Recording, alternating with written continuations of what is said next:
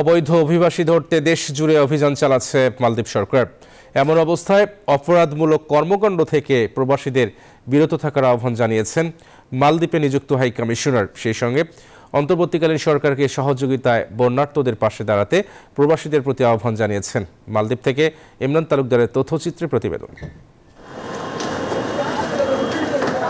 অভিবাসন সমস্যা নিরসনে অবৈধ অভিবাসীদের ধরতে দেশ জুড়ে ধারাবাহিকভাবে অপারেশন কুরাঙ্গি নামে অভিযান চালাচ্ছে মালদ্বীপ হোমল্যান্ড সিকিউরিটি মন্ত্রণালয়।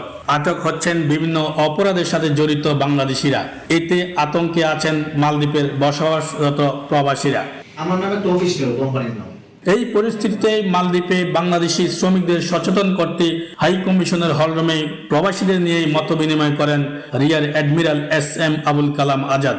এই সময় বিভিন্ন প্রশ্নের উত্তর দেন মিশনের শ্রম কাউন্সিলর সোহেল পারভেজ।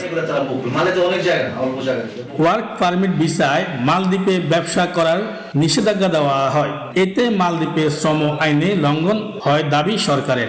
অন্যথায় জেল জরিমানা সহ দেশে ফেরত পাঠানোর কথা জানান দেশটির ইমিগ্রেশন বিভাগ।